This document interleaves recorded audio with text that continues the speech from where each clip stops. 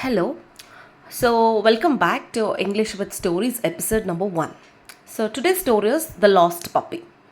So, story చూడండి. In a lush forest, a lost puppy helped animals in need. So first of all lush అంటే green colour. Okay, ఒక పచ్చని అందమైన అడవిలో ఒక లాస్ట్ పప్పి అంటే పాపం దాన్ని దారి తప్పిపోయిన ఒక చిన్న కుక్క పిల్ల ఉండేదన్నమాట. ఓకే, పాపం అది ఏం చేస్తూ ఉండేదంట, హెల్ప్ యానిమల్స్ ఇన్ నీడ్, అవసరాల్లో ఆపదలో ఉన్న యానిమల్స్కి అది హెల్ప్ చేస్తూ ఉండేదంట.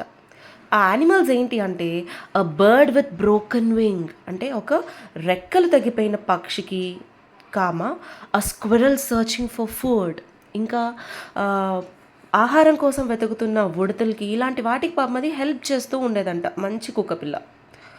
When he finally found his way home, the animals he helped came to thank him. ఒకరోజు మన లాస్ట్ పప్పీకి దాని దారి దొరికిందంట. సో అది దాని ఇంటికి వెళ్ళిపోవడానికి రెడీ అవుతుంటే దాని చేత సహాయం పొందిన యానిమల్స్ అన్నీ వచ్చి మన లాస్ట్ పప్పీకి థ్యాంక్స్ చెప్పడానికి వచ్చాయంట. Okay, sowing that kindness creates a web of friendships.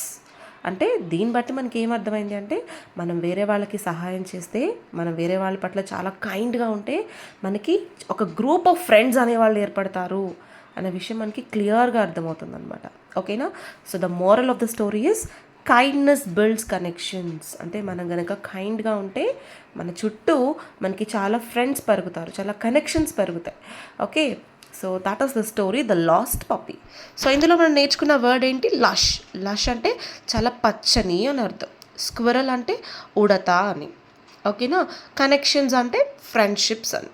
Okay, for more interesting videos please to subscribe. Happy learning with Kavya. Thank you.